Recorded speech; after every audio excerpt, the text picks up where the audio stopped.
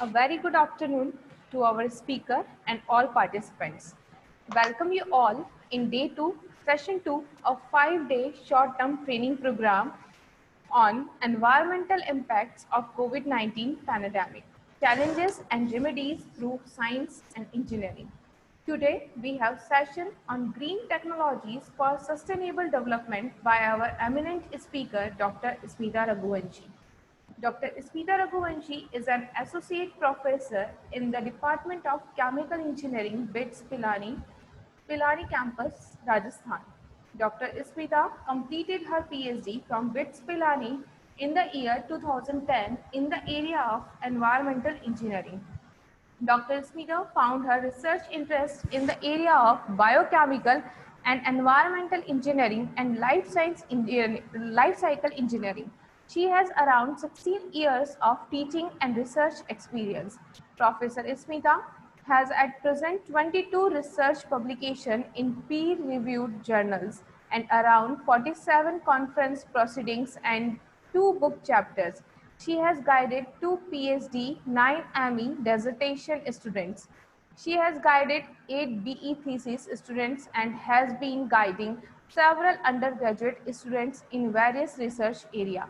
Currently, she is guiding 2 PhD students as supervisor. She has also attended and presented research paper in various conferences of repute. Dr. Smita has completed 2 research projects as part of DST and UGC India.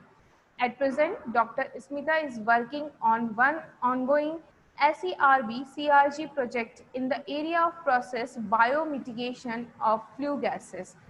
Ma'am, please. Yeah. Thank you so much, Dr. Anurika, for your kind introduction. And so this part is so I would also like to start by thanking the organizer, of course, Dr. Shama Jan, and I perhaps all the entire team who's perhaps working with Dr. Shama to organize this particular webinar. So much thankful for giving the opportunity to present the research experience. And the topic which has been chosen is green technologies for sustainable development. The introduction has already been given, so I'm presenting this talking as part of the webinar, which is being organized by Purnima Institute of Engineering and Technology and by Dr. Shama Jan and her team. And of course, I understand that this comes as part of a short-term training program for faculty members, research scholars, and students. And this come as part of the COVID-19 pandemic challenges and remedies in science and engineering. Amazingly good topic chosen overall. And of course, in these times, in these situations, do not know when the pandemic is going to get over. We are adjusting to it. So of course, the development in science and engineering beyond will certainly will play a major role. So very extremely appreciative initiative taken by your department, Dr. Sharma. Thank you. Appreciate the same. So this starts with, so my research, I would just give a that how the so I'll just give an introduction that how my talk would be would be moving in that particular direction. So it starts from my own interest of a PhD in the area of environmental engineering, more so in the area of biochemical engineering, and this moves beyond to biochemical and environmental engineering, incorporating a certain aspect where I'm fortunate to work with a lot of students here.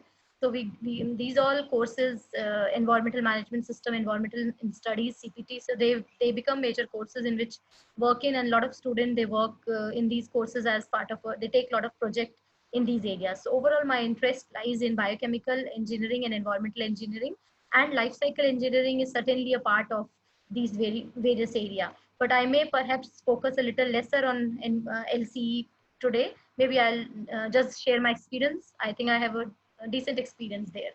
So the talk will be on green technologies for sustainable development, where we'll be discussing two major work, biofiltration studies and carbon dioxide mitigation studies. And all both these are linked with, I understand that the audience, the people, the student, the faculties and other fraternity who's attending, student and all, they are from different disciplines. So perhaps that's the understanding I have. So I hope any question comes along, please send it to in the chat box. even from different disciplines. I think I'll try to answer that if it comes across. So I think I just started with, this is a preliminary view of biofilter system, bioreactor, you can call it as a biofilter column rather, which is an one of the equipment, which is one of the equipment for removal of organic pollutants. So I'll just come to the detail of it. Before that, I thought that how do these pollutants, they become a major part here, and do we have other techniques other than the greener techniques? And if those other than greener techniques are there, then why have we moved to the so-called, or the terminology of greener technologies? Because people need to understand how these greener technologies come along and what is the meaning of sustainability here. So we understand that the minerals, the fossil fuels, the the emissions which comes from the burning of these fossil fuels, the mineral, they all lead to some kind of an environmental pollution. So does that mean that they create the pollution, and there is naturally there is no transformation occurring? So if there is no naturally transformation occurring, then these pollutants are going to accumulate for over a period of time. But this is not the scenario. So there are certain or huge or n number of industrial xenobiotics which have contributed significantly uh, to the environmental pollution, or so-called environmental degradation. So that means there is a mineralization taking place. There is requirement of a transformation of these pollutants, to transformation, as in to be released as a lesser contaminant product. So that means there if there are pollution is which is being created, so certainly there are solutions which are already there. So I just took up this from a very interesting article. A large number of them, particularly those structurally related to natural compounds, are readily degraded or removed by microorganisms which are found in soil and water. However, superimposed on the wide variety of pollutant present in the environment is an increasing number of industrial compounds rarely found in nature. So these xenobiotic compounds are usually removed slowly and tend to accumulate in the environment. So these xenobiotic compounds could be volatile organic compounds, these could be heavy metal pollutants which are there, and they are persisting in the environment for a longer time. Due to the high degree of toxicity, their accumulation can cause severe environmental problems. So they do not, I mean, the basic, I think everyone understand that these pollutants, they have a threshold limit beyond which they are considered as toxic. They have their permissible exposure limit or threshold exposure limit, beyond which they are considered as the terminologies, they are considered as toxic as such. So that means they need to be treated. Then the question comes along that obviously there are solutions. Otherwise, how the industries would be surviving for such a long time? So, but I'll just certainly come to the greener technologies. So because of these problems associated with pollutant treatment by conventional methods, so what are these conventional methods?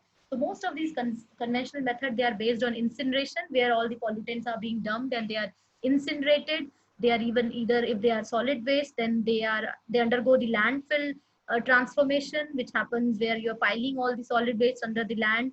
And of course, there are certain advantages of landfill technologies as well. Increasing consideration has been placed on the development of the alternative, economical, and reliable biological treatment. But it's suggested that can we move from these techniques to the biological treatment technique in the engineered way, in a very designed and engineered way. That's the key here.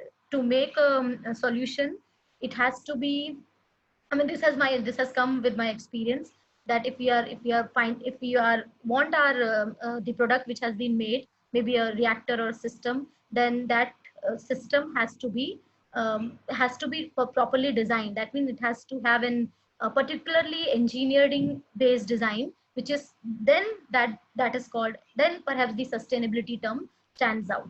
So here a role of biological treatment comes across. I'll explain what I meant. So although natural microorganisms collectively exhibit remarkable evolutionary capabilities to adapt to a wide range of chemical, occurs at relatively slow rate, particularly when the acquisition of multiple catalytic activities is necessary. In these cases, the acceleration of these events via genetic engineering or process engineering is helpful since the desirable traits can be carefully designed and controlled. So they are this is a concluding part from a very amazingly good group with whom I was fortunate to work for some time with the professor, and I picked up my very basis from there, the interest on taking the PhD work further, perhaps grew from there. So they say it was said that the acceleration of these events. So how can we do that? Can we bring the genetic engineering into it? So a lot of bio part would come part of that, but maybe we are not, we have to go little interdisciplinary here. Do we have to bring a lot of process engineering here? So what are the desirable traits here? So the drive toward this goal represents the essence of environmental biotechnology. So hence my talk would be on the environmental biotechnology part. So this all these gaps, they drive towards that. They drive towards that. What could be the greener solution? So those so-called greener solutions are to be sustainable as well. Now you can ask that how this concept of sustainable comes across. I hope everyone or many of you might be knowing that there are certain laws and standards which are there as part of the sustainable development goals, so which is being framed by the UN. And almost all so it's sustainable development goal, out of which one of the sustainable development goal is certainly for lies for those greener technologies. So how those greener technologies can be designed, can be made. So one of those greener technology example comes across is the environmental biotechnology. So that's what the drive is. I wanted to share one part here. So I'll share these papers with Dr. Shama, and I think Shama ma'am will share with all of you, the participants. So this is the article, Environmental Biotechnologies, Challenges and Opportunities for Chemical Engineers. But please do not restrict to as chemical engineers, take it little widely. Maybe this is applied for chemistry and some part, bio also can take up, maybe certain other engineering, instrumentation and other discipline can also take a core from here. So I took this work. So Professor Mark Deshes is one of the very extremely pioneer in the area of greener technologies. One of the areas in which he distinguishedly works is the biofiltration for the removal of organic pollutants and also for the metal ions. So in his very preliminary article, Professor discusses here that what are the challenges here. So though he has worked immensely, so he's discussing that there are various techniques, but what are the challenges? Because these pollutants are going to get accumulated. They are going to get accumulated. So after those accumulation, they are going to be get digested in the soil. So will soil be able to take those heavy metal ions, mercury or volatile organic pollutants? So or we need to, or beyond one, it is concentration. If these soil refuses, then what is the potential opportunity here? What is the technique here? So that's how the environmental biotechnology frames a part. So hence the talk here would cover two major portions: to develop the biofiltration system and carry out the experiments for the removal of organic pollutants. And the another area is to explore the area of carbon capture utilization utilizing bacterial species. Both are greener technologies here. Uh, both are very well researched by our age. So I thought of covering the topic, which is something which I have my own hands on and some of the students are working. Otherwise, doesn't make sense. I think you need to put it in a chat box. I think so. Somebody's asking question. So I'll start with the biofilter system or biofiltration column. I think I showed in the first part. So this is a biofilter reactor. This is a biofilter reactor. I think it's visible to all of you. This is a biofilter reactor. So the reactor, as in it has certain dimension here. It has certain dimension here of column height is 1.5 meter. The column diameter is around 0.1 meter. Packing height. So this biofilter system is a reactor system where it's a packed bed reactor which is comprised of packing materials, and these packing materials would vary. So these packing materials could be coal and compost. These packing material could be granular activated carbon. So these packing materials would vary. So you take the reactor, pack it with certain packing material, and how the bio part comes into picture here. So you need to immobilize or inoculate the culture, inoculate the microorganisms over these packing media.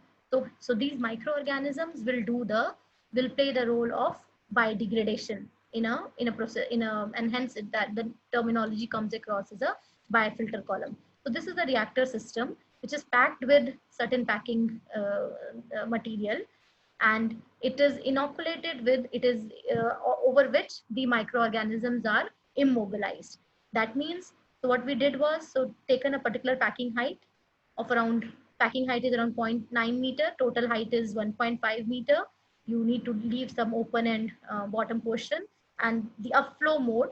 So here we were removing the pollutant called as trichloroethylene, which is considered to be a chlorinated volatile organic compound. So VOCs also have a almost huge number of list of volatile organic compounds are there, which could be, VOCs are the definition wise.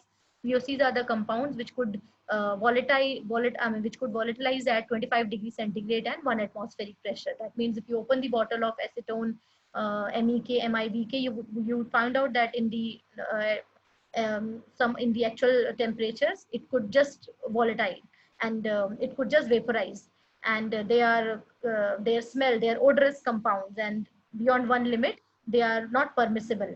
So hence these compound needs to be treated, and lot of refineries and lot of paint and other industries, they are the source by which these pollutants are being emitted, so they need to be removed. Other, of course, there are two or three other techniques also, but we have worked on the removal of these pollutants by utilizing the uh, bio-based concept. That was the reactor system. So it is utilizing the upflow mode. The pollutant needs to be removed here. So upflow mode, because the gases will move from bottom to top, and in a process the removal takes place. And if you are taking the samples, you'll find out that the inlet concentration is maximum, and over a period of time, once passing through different phases, the outlet concentration, the pollutant starts decreasing. That's the logic. So if we come here, so I just wanted to show one plot here. So these reactor system, they work for n number of days. It could be maybe 30, 40, 50, 60 number of days, and they are they will spread from acclimatization phase to certain other number of days. So what flow rate in which the polluted air is moving inside the reactor, and what are the various inlet concentration, all these plays a very extremely important role. So the inlet concentration, and what is the residence time, how much time you're giving that particular pollutant to be retained, to be inside in that particular reactor system. So EBRT, the inlet loading, inlet concentration, and air flow rate, they all become a parameters for the actual operation of the system. Now these these concentration needs to be measured. So what is the technique that is being used to measure? So technique that is used to measure is the gas chromatography column. I hope a lot of engineering student will be perhaps working on these gas chromatography columns. So my entire experimentation while measurement of the concentration was required, and at present also the group which who does that, we use extensively GC for measurement of the inlet and the outlet concentration. Of course, their detector varies. So if it is CO2 and all, the thermal conductivity detector comes along, because it works on different principle. If it is volatile organic compound, FID, flame ionization detector comes along. So please, if you are, as a suggestion, if you are working on these particular areas, be very, very thorough with what analytical equipment you are planning to use.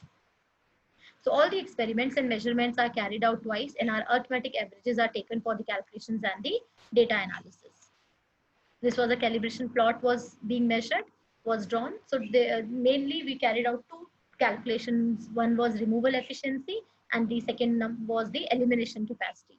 So removal efficiency, the definition goes very easy: inlet minus outlet upon inlet into 100. In elimination capacity, you wanted to find out that what you also incorporated Q and the volume of the reactor. That means you wanted to find out that how much is the pollutant which is being eliminating. But mostly And the removal efficiency functions very well in these cases, because you have an idea, you can measure inlet, outlet, and the other concentration. So these are the, so I haven't, so this is the MEK concentration versus time. This is for batch study, but let me come to the column result here. So the performance of biofilter with change in air flow rate and inlet MEK concentration. This is an important plot, concentration versus time. So we have run it for a number of days, and on this particular axis, you're also showing the removal efficiency. So inlet concentration is higher. You can see from these black dots, inlet concentration is higher, and this is a continuous reactor. You need to find out that there'll be very averaging readings. The readings will not be the readings which are is not constant. They'll keep varying.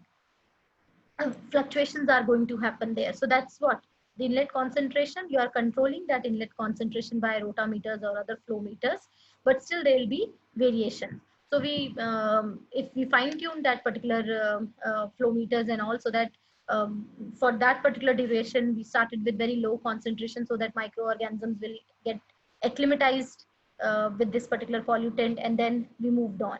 So this is the inlet concentration.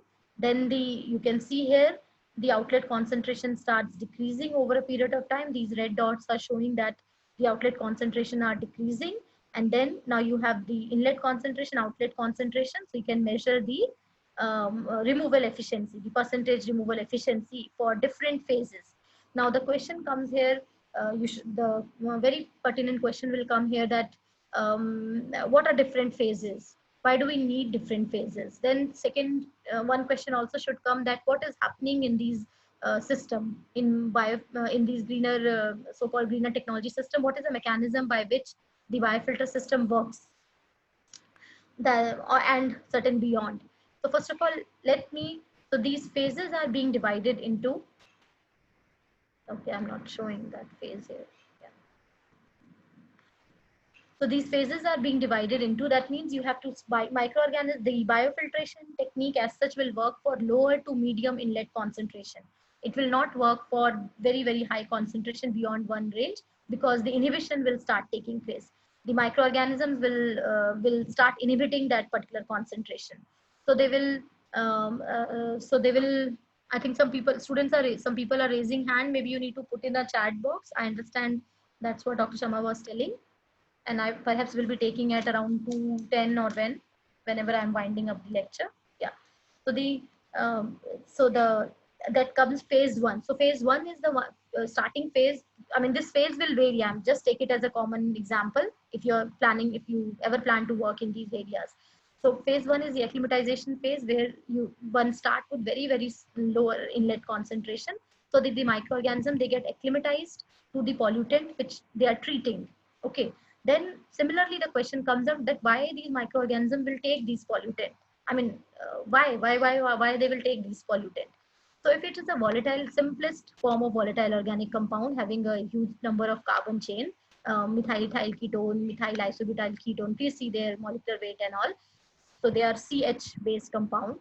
So microorganism inherently, they require the way human beings require a carbon source, a media source for their growth. So similar way, they also require a carbohydrate, so carbon source. They also require a nutrient source for their growth. So these pollutants act as a carbon source for them. So they take the carbon in a process of degrading the MEK and MIBK concentration. They consume them as a carbon source, and that helps in their cell growth and other part. A lot of bio aspect is involved here. So that's how the one of the mechanism works in. Now you can also start thinking that how, and the question comes across is that how the process will occur very suddenly. I mean, you have just started a process here, and all these, this is a granular activated carbon pack, which is also a very good adsorbent. So you'll find out that the biodegradation as such phenomena does not start all of a sudden. So the phenomena starts from absorption. So you'll find out that over these granular activated carbon, you're trickling down a media source, which is comprised of nitrogen, phosphorus, potassium, and other media source. which is prepared in a liquid media, which is trickled from the top of the column. From the bottom of the reactor, you are putting, you are supplying the inlet polluted air, which is carrying the trichloroethylene compound at certain flow rate. So it's moving up, and from here the certain liquid part is trickled down. So these, and already they have inoculated the microorganisms here. So these TCE will be taken by microorganism as a source for them, and over a period of time, first of all, it is going to get absorbed on those particular packing material. Then it's going to get absorbed over on the surface, and then it's going to get biodegraded. So all these phenomena forms the basis of the the degradation process. So in very hardcore chemical engineering term, it is called as the how well the pollutant transfers from the gaseous phase to the liquid phase. So if it, because microorganisms are not going to take them in a gaseous phase, it has to be dissolved, solubilized in the liquid phase. Once if it is solubilized in the liquid phase, in that phase only you'll find out that the organisms are going to consume that particular pollutant. Fine. So that's why that the liquid media is very much needed. Otherwise, the gas phase goes, there is no liquid media, the concentration just escapes. Fine. The microbes are not going to take in the gaseous phase. They will only be taking, they will only be consuming them in a solubilized phase, by which that mass transfer takes place from. I mean, so there is an entire process, very hardcore. In the simplest form, also the mechanism is given. So if you're interested, I can share those papers, or I can answer some questions. I'm not covering into that detail in this lecture here. So this becomes hence. So then the question comes. So that is how the inlet concentration is decreased, and then you are increasing.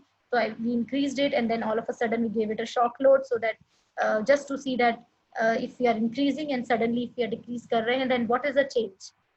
Is the removal efficiency remain same? So if your reactor is stabilized, perhaps it is stabilized, so it can take the higher concentration as well, and then you are increasing more concentration and the removal efficiency also decreases. So this plot gives inlet, outlet, and the removal efficiency information. And hence, so that's the basic part, and hence this technology is called as the greener technology, because it is taking the help of microorganisms, and in a process it is degrading the pollutant further and do not create any secondary pollutant. You can see that if the leachate comes out, obviously the liquid is coming out in, it's not going to escape. You will find out after treating, some of the liquid drops we collect from the bottom, and if you analyze that, you can find out a lot of product based analysis. Though for biofiltration we have not gone ahead, that what are the products which could be formed. You can also go in the, for the student those who are working in chemistry, they can do a lot of intermediate analysis, that from trichloroethylene to a non-toxic product, what all transformation, I think in your language, what is the pathway, what are the transformation takes place from trichloroethylene to ethene or whatever is the intermediate, to the final product which is being non-toxic product which is being formed. So that information, I think a lot of studies are there which could be carried out by hardcore chemistry people, and to analyze the intermediates which are formed. So that's a very interesting study, and it has a huge scope. This can also lead to an idea that how the value added product can be formed from the degradation of these organic pollutants. So that was one part of the work. I think I can move to the next area, next particular work. You have, so these are some, I just wanted to show that we worked this from my own PhD work. So we could get some decent result after a lot of reviewing and other questions. So now next come to the another area in which I'm working for quite some time, and one of the PhD student is completed, and there are a couple of 2 PhD students as of now they are working in. So the area is carbon capture utilization utilizing bacterial species. I hope everyone understands about the phenomena of the climate change, the phenomena of global warming, all how those concepts have come up, why the atmospheric temperature is rising. Is it that the earth is absorbing more heat, and ideally that heat has to perhaps escape into the atmosphere, beyond the atmosphere, but because of these greenhouse gases such as carbon dioxide, to extent NO, SOx, certain volatile organic compound. So they trap the sunlight, and do not allow it to they trap these gases, they trap the heat and do not allow to escape into the atmosphere, hence leading to the phenomena of the climate change. That means ideally, if these gases were not there, these flue gases, the gases which are, I mean, how do these emission comes along? So we understand that CO2, N2O, all these are emitted from the industry, because the if oil refineries or various power sector, so-called NTPC and other industries, they are using the coal-based fuel and all, so that will burn and release CO2, methane, and other pollutant. So that the huge amount is increasing, and this is tending to the phenomena of the global warming. I hope you understand. Please read this part also, those who want to work. Amazingly good area. So there are two major techniques here: carbon capture sequestration and carbon capture utilization. Sequestration itself is a huge beyond work where still a lot of people convincingly work in these areas, and the area in which we work is carbon capture utilization. That means we want to work, we want to utilize the carbon dioxide by using the biological route. Again, an example of a greener technology, so-called greener technology, because we are using again a microorganisms, and in a process degrading the carbon dioxide and reducing the outlet of the carbon dioxide into the atmosphere. So there are chemical, physical, there are membrane-based method, there are catalytic-based method, but one of the chosen method by perhaps our group is the biological conversion of CO2 into other chemical, because we had an experience, our own experience in this particular area. So this is a brief literature. You need to think that in the carbon capture utilization, algae has already a extremely good foothold. There are scaled up work where algae, because of their phenomena of photosynthesis, it has fixed the carbon dioxide, and based on the natural phenomena of the photosynthesis carried out by certain different algal species. The rate may vary, but almost all algae has showed the capability of fixing, or the terminology is fixing or mitigating carbon dioxide. So when we were working, we found out that there is very lesser literature on the bacterial work. So we found that Serratia species by one of the group, they work on bacterial species, and they showed certain CO2 removal, and very few literature we found out, and we thought that there is a gap here, and let's start working on the bacterial based degradation. Let's see whether it works or not, and if it will works, how does it work? So this was a very basic phenomena. We started with bringing the sample.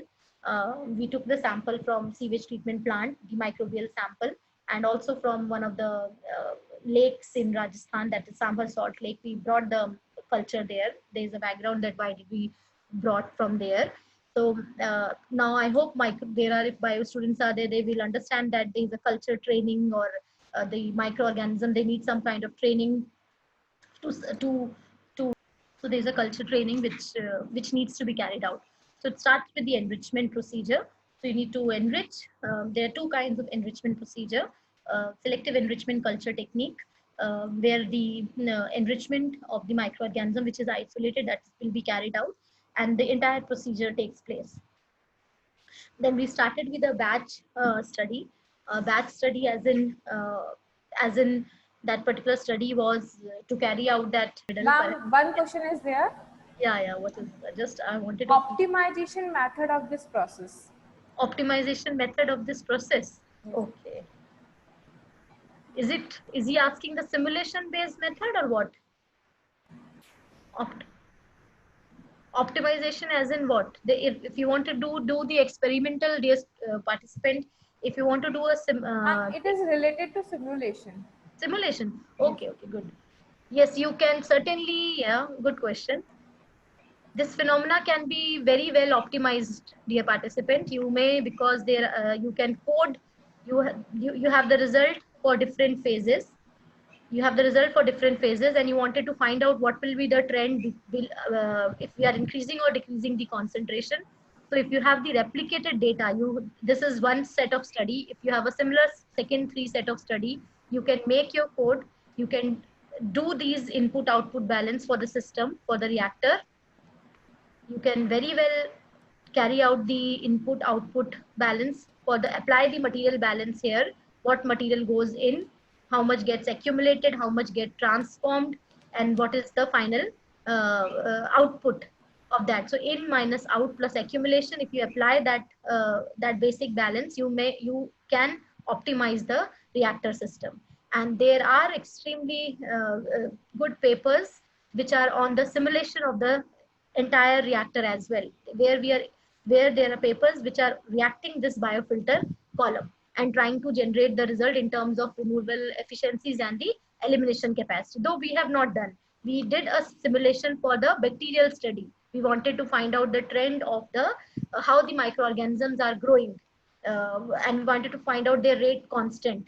We want, because the whether the process is slow or whether the process is faster, so you need to find out their rate kinetics. So for a batch study, we have carried out those particular optimization for different, as there are different methods. So, and similar way, there are methods where the reactor system could be simulated. But of course, it will start from your basic input-output balance. That's the key. Okay. Thank you, ma'am. There is Yeah. one more question. Yeah. Can we link this bioinformatics analysis related to system biology? System biology, okay. We can link with the system biology, dear participant. I do not have a very thorough idea of what system biology is, but what my per se understanding says from that from that terminology is the initial part is whole biology, microbiology.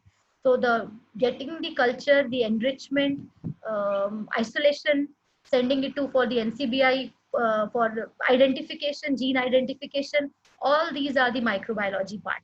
So obviously the initial part, I mean, maybe what we do here is we take this, we collaborate for this bio part with other biological sciences colleague, because our interest is more on the scaling up part. But of course, there is a very good connect where people only publish their paper, or they have a lot of experience only on the microbe aspect of why that species will work, why that bacteria will work and degrade CO2 or SOx or NOx, why, what is the particular concept is. So there is a link, if I understand that system biology well. So this was a small system that was taken. This is a 250 ml, the very basic reactor if you're starting the work, 250 ml reactor packed with around 40 ml of liquid media, certain percentage of carbon dioxide. Let's say we start with 5% of CO2 mixed in air, and this comprised of 250 ml volume of nutrient media plus the salt concentration, iron-based salt or thiosulfate-based salt concentration, and which are degrading these the purposes. And then this batch system will work for 5 days or 7 days or 8 days or 10 days, and that's how the degradation will take place over a period of time. So that's what biomitigation of the gaseous phase.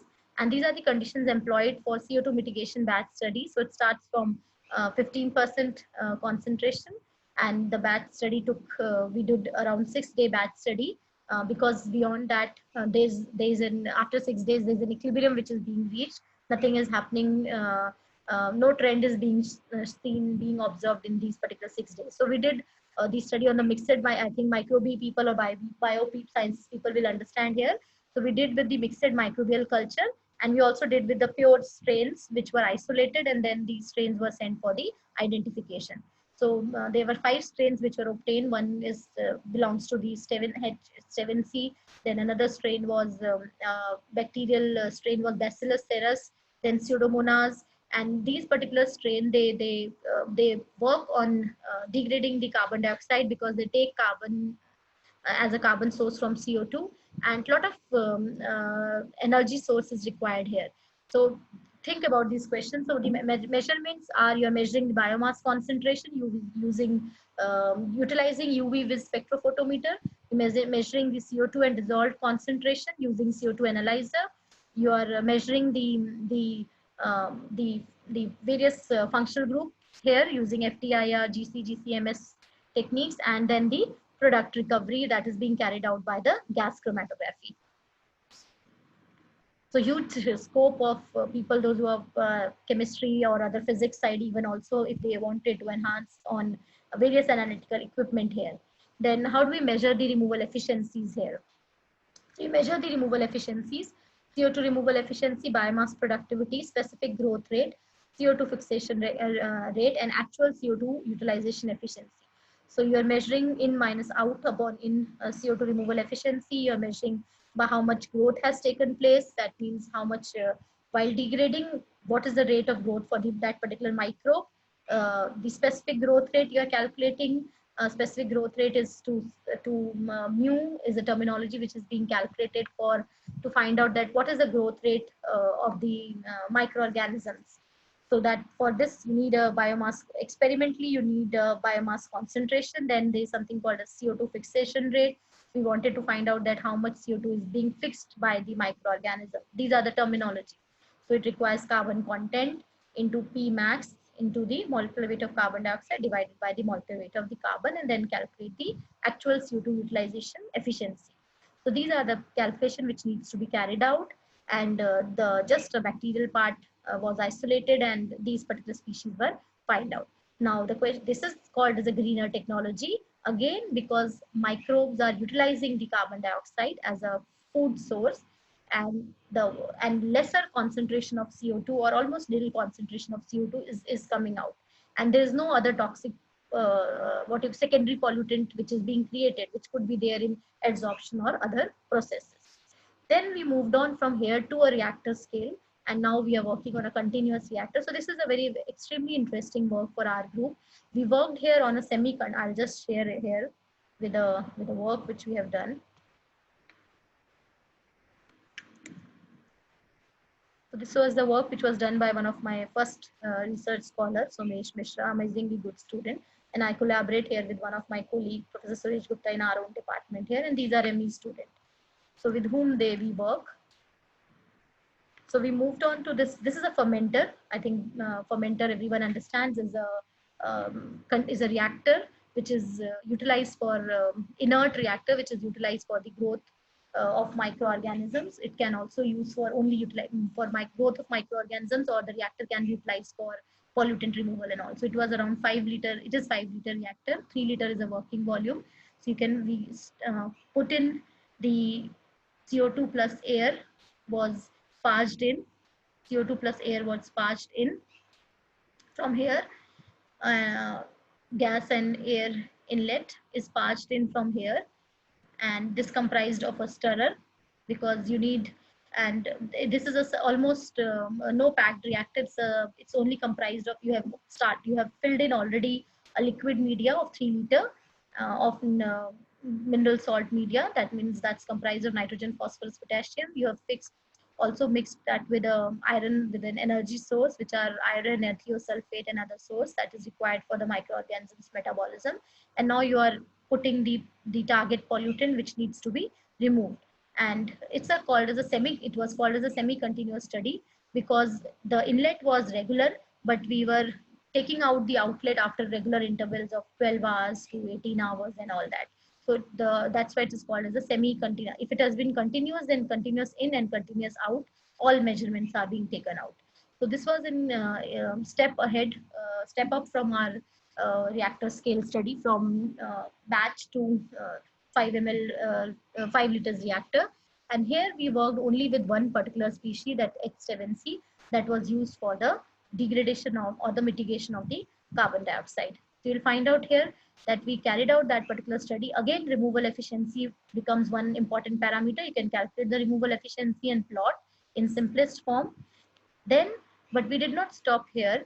Here we have moved ahead, and our interest was also that could CO2 be converted into certain value-added chemical? Why only it's getting, why only we are bothered about that, how much removal efficiency is decreased? So what is the percentage here that what do you call it? What is the that how in that it gets transformed and it gets converted into other useful product or value added product? So for that, product analysis was carried out using FTIR analysis and gas chromatography, mass spectroanalysis, MS analysis, to find out FTIR, which functional groups are present in the product, whether certain alcoholic group is present, whether ketonic group is present.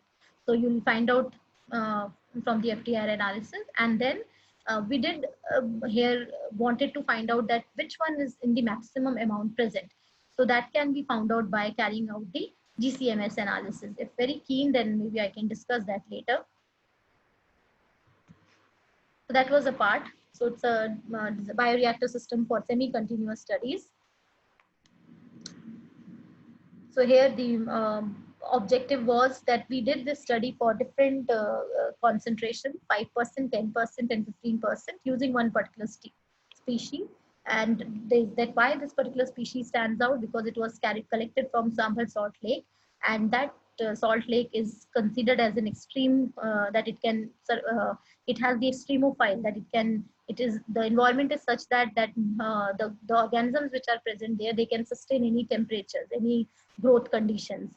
So that's how the Stevensi was taken. And certain other background is also there, that why do we consider that a particular species. I mean, hardcore background is there in terms of microbe aspect, which I have not covered here. So these are the after the that part particular done.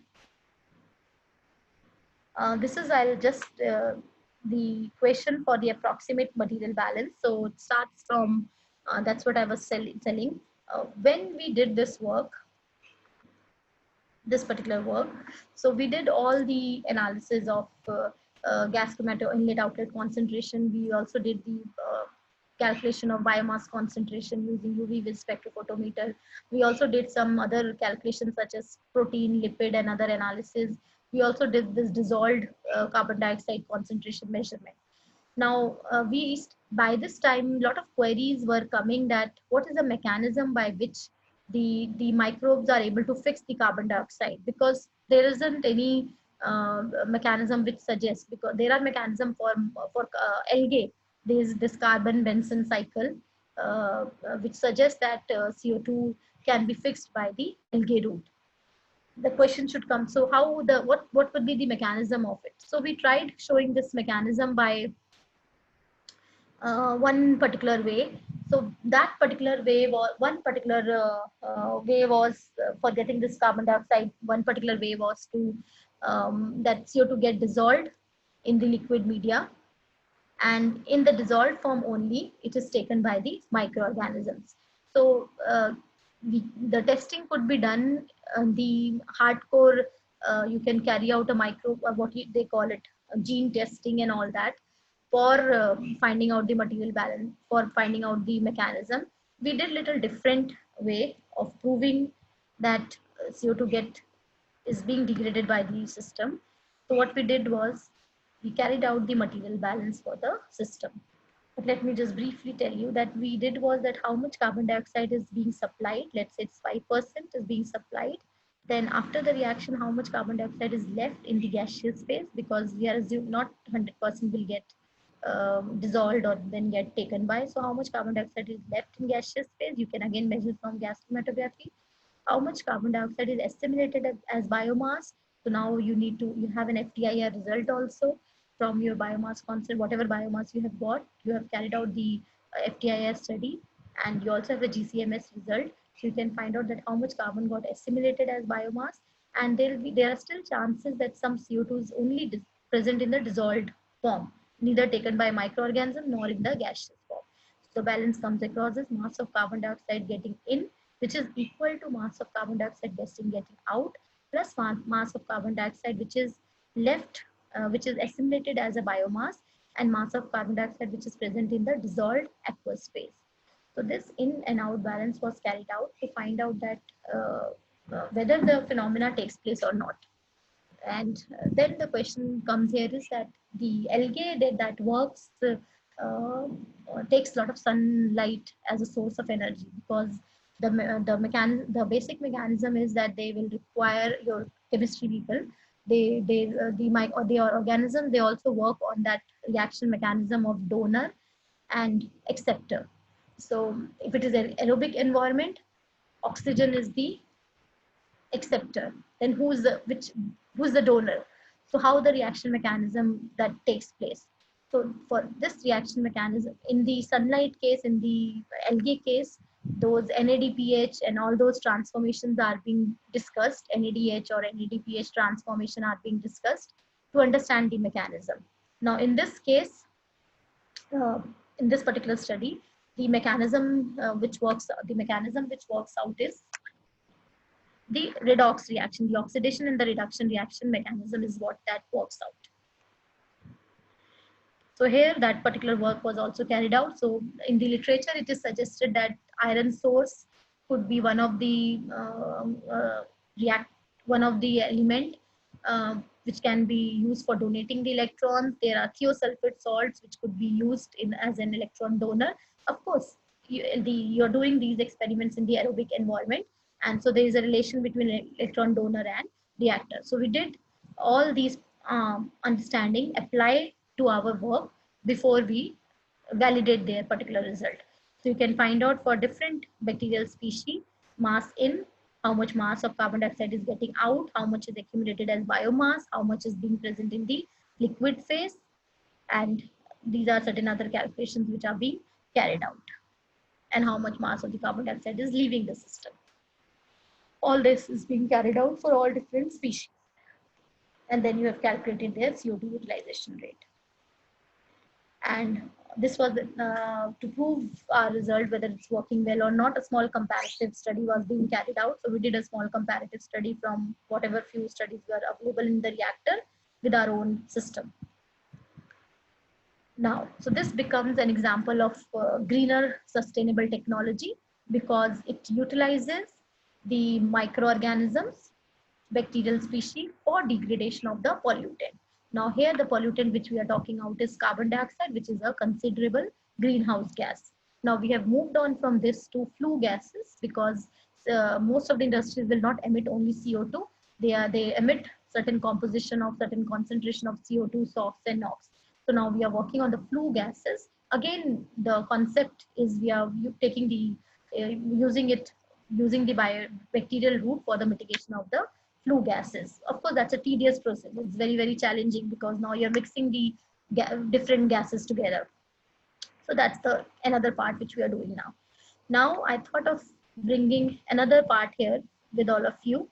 How much time do I have? So this is, but I hope this is interesting to hardcore chemistry people. I hope we discussed about these value added product. That means the conversion of CO2 into value added product. So that means that CO2 also gets converted into certain valuable product. So you'll find out that downstream processing strategy is what suggests that. So it starts from isolation, identification, enrichment of the bacterium. Then the cultivation takes place. Then you undergo biomass harvesting. Um, I hope what I meant in the simplest term, downstream processing का मतलब है. And a lot of chemistry is involved here. I mean, you can do huge amount of chemistry to understand the product. Now, let's say half part of us is done. We have carried out the entire in-out balance, but in that liquid media, some dissolved CO2 still remaining there. And along with that, certain products are also there, which has been analyzed by FTIR and GCMS. So what are those products? So one aspect is that you leave those products. Another aspect is you wanted to you wanted to optimize the process. You wanted to recover those products.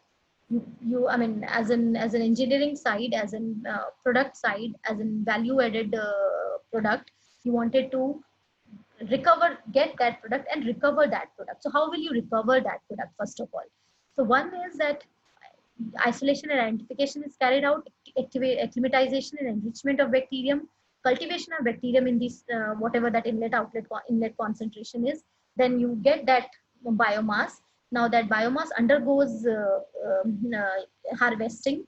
Then you are separating the biomass by carrying out either centrifugation or filtration because it is still in a liquid part. So you need to concentrate that, get either in some pellet form, and then from that pellet you can carry out FTIR and other analysis. So it undergoes centrifugation and filtration. So centrifugation and filtration में आपको दो चीजें मिलेंगी. One, you will get a biomass, the solid part. Another will be the supernatant.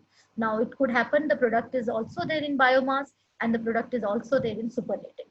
So huge amount of chance or scope is there for the lot of chemistry people or other. I see the chemistry background people, those who can apply here the techniques or because they are very good with solvent extraction method, that which solvent will be, they are good with diluent and other system. Their understanding is quite better. So they can, because the objective is it comprise of certain product. What product? It could be fatty alcohols, it could be fatty acid, methyl ester, different product are there. You have those GCMS plot. Fine. So you need to, what I meant is, let me show you first. Validate. So this comprise of these particular functional groups: hydroxyl, CH, C double bond O, CH, all these, and then these comprised of biomolecule. So these functional group, they attribute to carbohydrate, to protein, to carbonate ion, to long chain hydroalkanes, and then you carry out the GCMS analysis. So the product comprise of decanol, pentadecanol, octadecanol, heptadecane. So these are the product. So now you'll find out that which one is present in the is in the larger amount. So can that be recovered? So that logic was being applied here. So that logic was being applied, that you need to recover the process.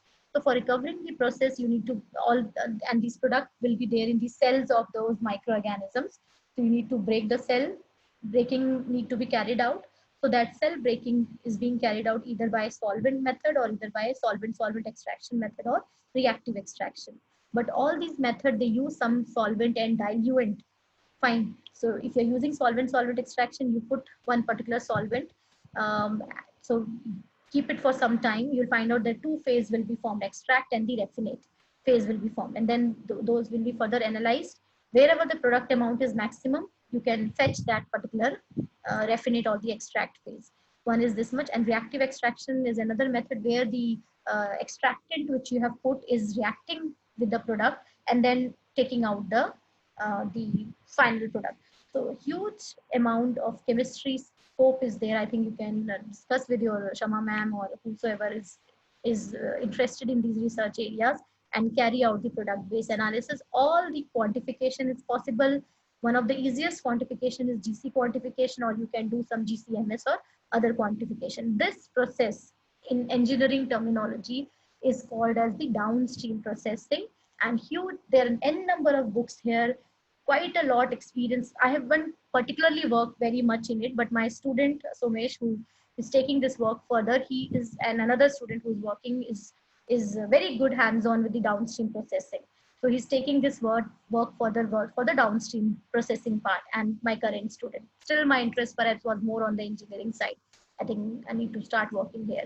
But I see a lot of chemistry people can chip in, can come in here and do the work part here. This technique is called as downstream processing. If you're interested, there are a number of ebooks and other papers are there for algae based work also, where already is established. Algae may, the various products are being recovered using this solvent extraction. So maybe just think that how to do that. So that was, these are certain results. So we do the work and you can get some result by using different concentration and iron or other as a solvent. So these are few results. These are few publication of our work. Initially, this is our, I think, first publication of our, this Somesh Mishra is a master student. She's master student Pratibha. And so I'm our first student here. A lot of students are here working, and these are amazingly good. I think we could get some touch with good publications here for our bacterial based work with a lot of review and other comments. That's, I think I wanted to present my work on greener technologies.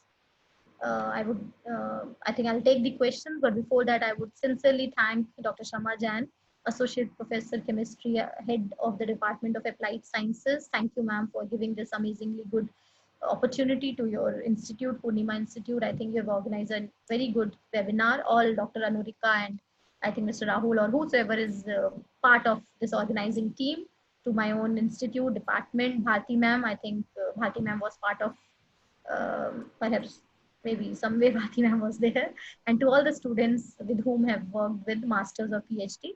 And I'm looking forward to, if there are certain questions, then I can take, otherwise I can share in some given time my own experience and show you some more papers.